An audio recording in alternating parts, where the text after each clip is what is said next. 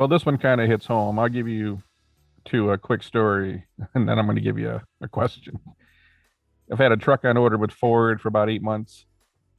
There's no communication from the dealer, nothing from Ford, if and when it's going to get built. I finally talked to the dealer. They removed 5 options from the truck in hopes that it might get built sooner. Now there's rumors that they might not even make any more of the version of the truck I want this year. So it's essentially I've got a truck on order for 8 months. It's never going to get built. So I called the GMC dealer. And I know this is everywhere, but I'm like, hey, are you doing any better? And they're like, look, there's no trucks on the lot. If you want one, you got to order one. It's 6 to 9 months. Can't make any promises. And even then, some of the packages you may want aren't available. So it's like, well, I can't even get the package I want. These trucks are ridiculously expensive, and you can't tell me if I might get the truck within a half a year, probably to a year. We just saw Ford take a hit, down 17% and like 23% over March, I think. How do we continue down this road where we can't order trucks, for example, which is what they're most profitable, SUVs and trucks, before you start seeing the big three hit with layoffs and have that trickle down into a recession? I don't know. Is it going to be enough though to have those layoffs? I mean, everyone is itching for employees, and I get it. At the same time, I think this excuse of the chip is going to last for a little while. It goes back to like, other than the plant in Ohio that I don't know if it's still a thing, but we just don't address the issues. Right? We've known about the semiconductor thing for a long time. We just don't like to do the things we know are going to solve the issues. I mean, I get it. It's hard, right? You can't just build up semiconductor plants here and there. But I mean, going to your point, James, I mean, we've seen loads of automakers miss their Q1 sales targets. This is just the beginning of it, though, right? We're just really starting to see the effect of it. There was a lot of talk of last year, but there was still some slop in the supply. There was some inventory. They were getting some stuff off the line faster. We were told that supply chain issues were going to get better by March. Inflation was going to be better by March. It's only transitory inflation, right? And now we're like, wow, this really isn't getting any better, to the point that Ford might not make any more like Tremors this year. It's like it's only April. So, and I had to remove 5 options. Like, they couldn't get bed liner. How do you not get bed liner? Like, that's not a semiconductor thing. That's just a spraying on like chemical, right? They don't have the chips to do heated seat. Like, so what if we got to go to war? You're telling me you can't get the chip for a heated seat, but you're going to build cruise missiles? So, yeah. Are they not telling us how bad things really are? Because this is across, I see it on generators. Can't get a generator for 6 months. You see it on cars. Everywhere you go, we got these issues right now, but now you're really starting to see it hit the balance sheets. What does Ford look, if Ford, Kane, you and I talked about this, I feel that they're really pushing the electric vehicles because it gives you that like technology valuation and kind of puffs your stock up.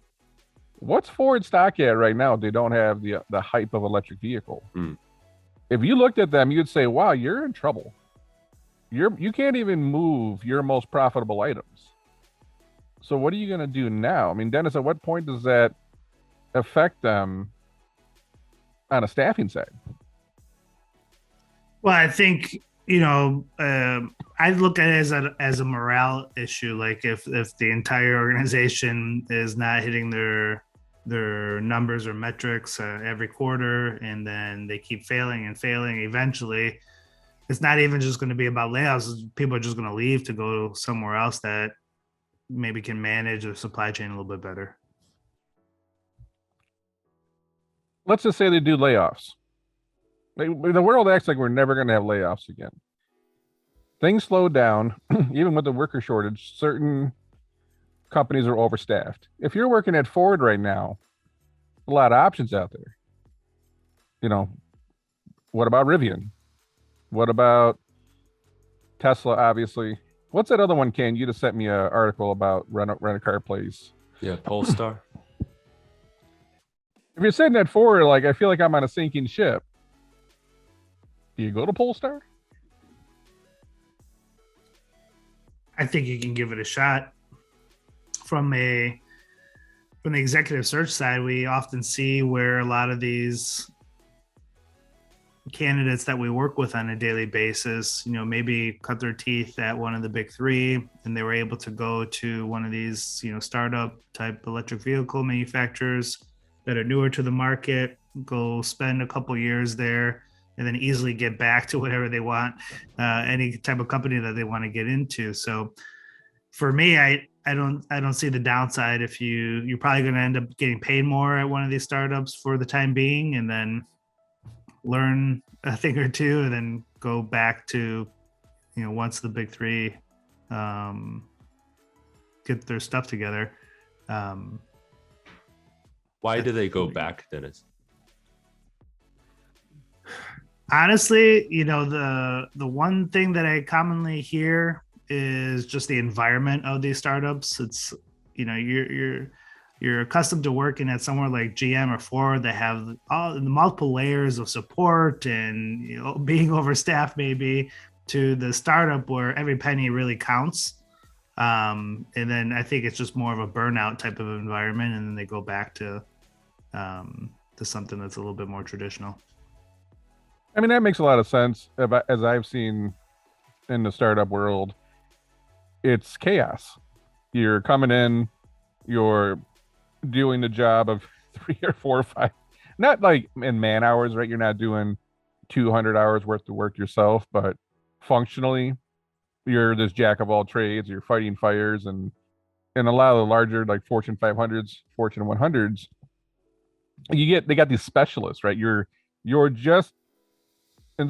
just responsible for this one item, and you got to get really good at it. And then the person in the office or cube next to you, they're really good at one, and then you just operate in this little bucket, and that's like your zone. That's what you specialize in, and your day's predictable. It's manageable, and like you said, Dennis, maybe even a little overstaffed.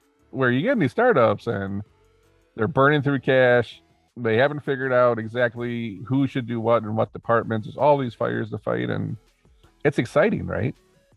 It's a change of pace. It's not the same boring corporate environment. It's wild.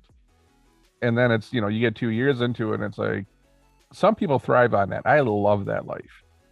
But I know a lot of people who just give it 3 months and like, I'm not into this.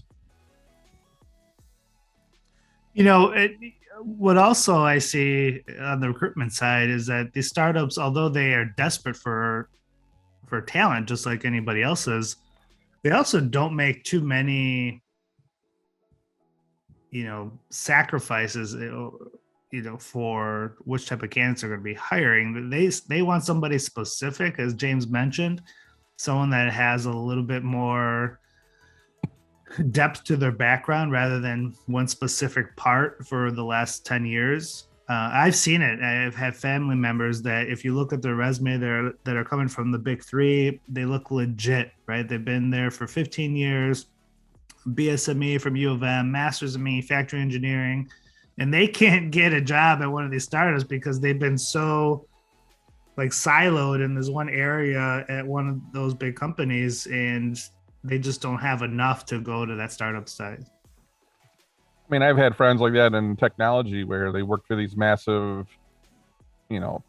top 10 largest technology company in the world, and their value to that company was, absolute.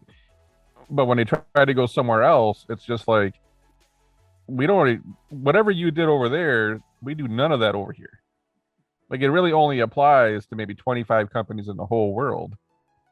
And I think you get in that pinch where, again, you get into something very specific or something. If you're running, 5G operations for T-Mobile, what value have you to like a $50 million company if you want to just get a little bit, slower pace of life, job closer to home, less travel? What can you do for that $50 million company? A lot of that stuff's just not transferable. You might be super smart and have the education and have the work ethic, but it's like, well, how does that translate? So now you got to go find someone that's willing to kind of give you a shot, knowing that a lot of what you did over here doesn't even translate. So it's like, all your value was your skill set over here, which the next place doesn't value any of that because they have no use for it. I think it's the same pitch that happens in the automotive industry.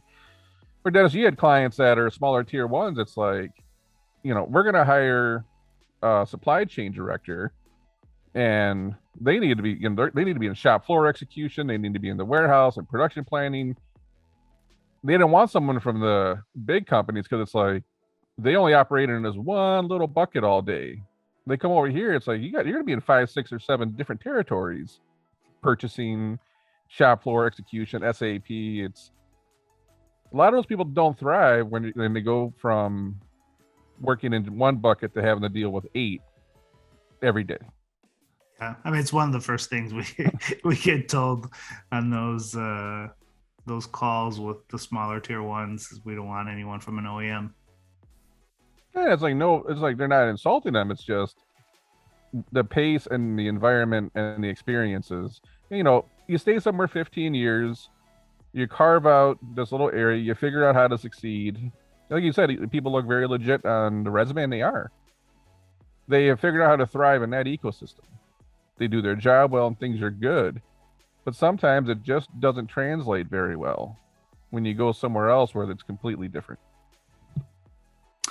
I wouldn't even say it's only the, what they're accustomed to in terms of their day-to-day. It's also like a mentality.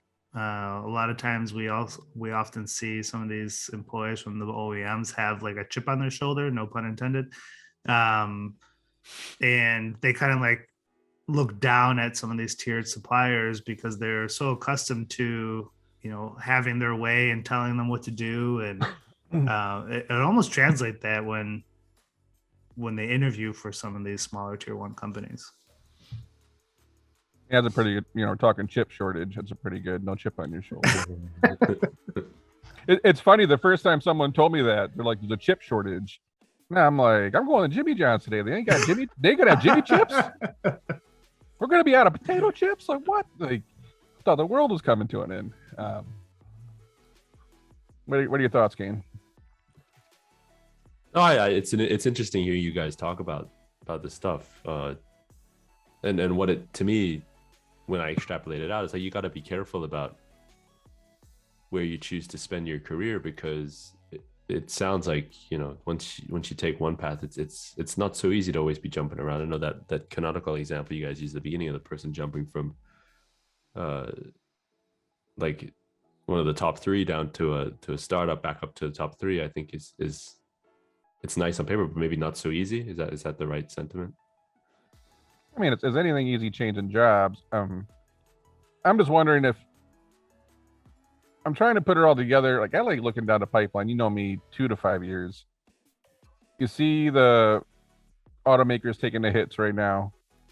I'm seeing it, which you don't fully see this story in the news for some reason. My story of trying to get a truck for 8 months, that Ford ain't telling you nothing. You got to take all this stuff off, strip your truck down. You can't get it from GMC. You go to the lots. There's no heavy duty trucks. You can't get a Cummins own generator, which you guys might not know that, but these things are as common as Slurpees at 7-Eleven at one point. You used to be able to get a Cummins own 5500 anywhere. 6 months. Like, you're starting to look at how bad things are on the manufacturing side. So it's like, all right, where are we at in 6 or 9 months? Does that lead to layoffs? Do people think that they're on a sinking ship? Because how do you stick around? Like, you might keep getting paid, but how do you stick around the company that can't manufacture the things it needs to sell to stay alive? So you either see layoffs or people jump before the layoffs hit. And if other companies are thriving, like, Polestar or Tesla or Rivian, if they can somehow get through their semiconductor issues, Do you just jump ship, and does this cause more harm to the OEMs, or did the layoffs hit? And Dennis, like you said, there's a worker shortage. Maybe other companies consume those people, but then that's going to leave the OEMs hurting when things bounce back. I'm looking at this like it's very turbulent in the next 2 years. I'm trying to figure out where are we at that point, like from a workforce standpoint, from an economy. Do you ever try to go looking for the upside and you can't find it? Yep. So, like right now, tell me how we go from this to a like booming, thriving economy in the next 12 to 24 months. Tell me what that ray of hope is. I'm gonna put the Jeopardy music on. Got 30 seconds. All right, so there's nothing like, as someone that's an active investor, own multiple companies, like I'm looking at like where is the bright side? Can I see us getting out of this mess? What is going to set the economy on fire? Well, we got a war going on too. I don't know if you notice that. Inflation, interest rates are definitely going up. So I'm looking at how do things get better. This is going to all get stacked on the fact that Ford can't build trucks right now. So how does this end? Well, one thought I had is, I mean, the automakers have pointed to semiconductor shortage for a long time, but in an inflationary environment, are they incentivized not to make cars? Right?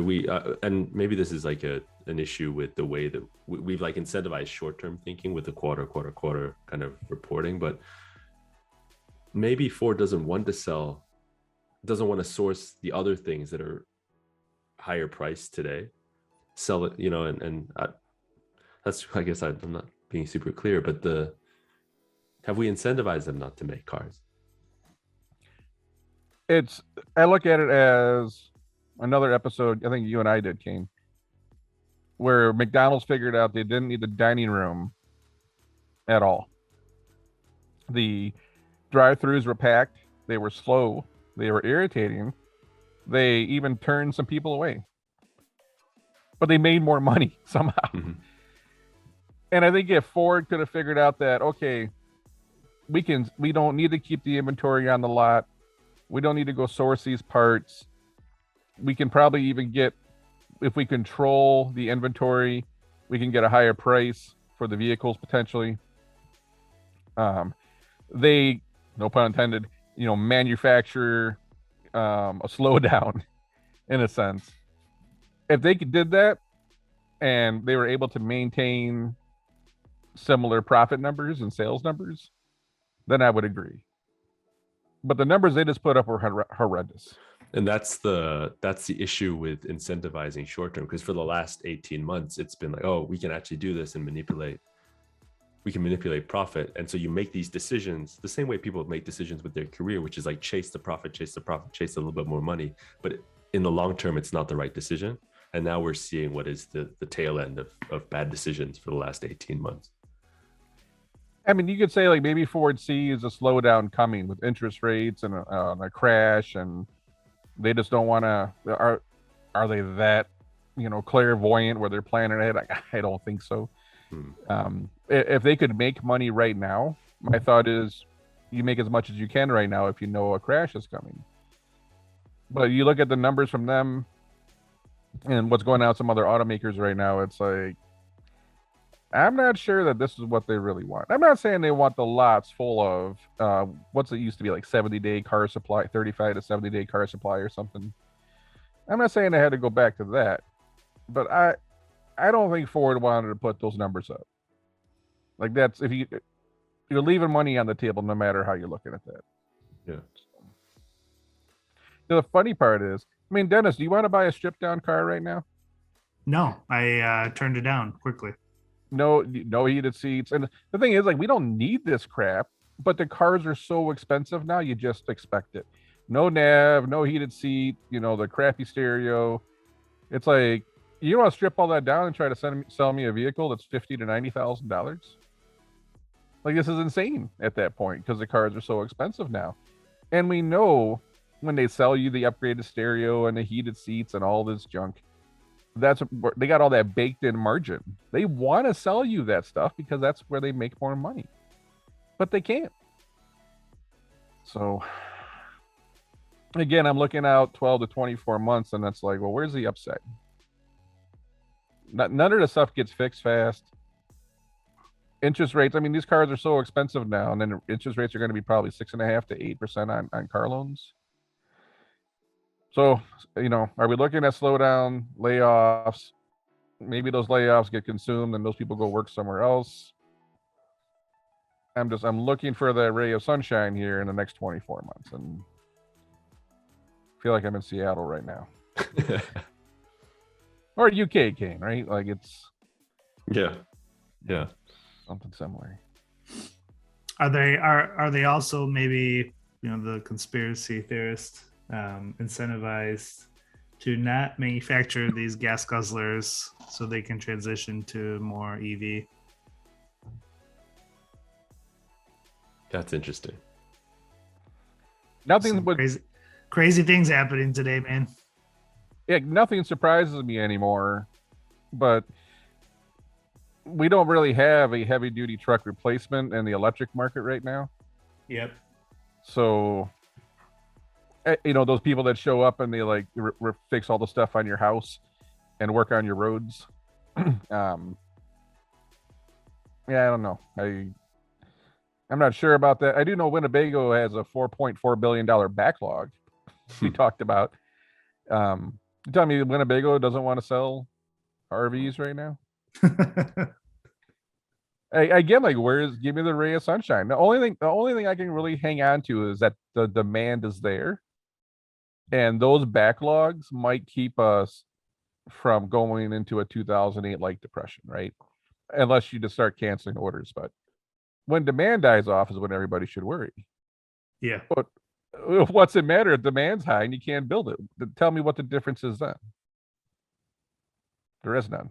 So I'd also like to see like the trickle down effect of not buying new vehicles. Like right now, I would have had a new car if all the features were available. So I'm holding on to my older car. So does that push the lifespan of every vehicle down the line, rather than just like whatever at the end of its lifespan, recycling it or trashing it and just collecting the parts? I'd like to kind of see like the whole domino effect of just keeping cars a little bit longer than you normally would.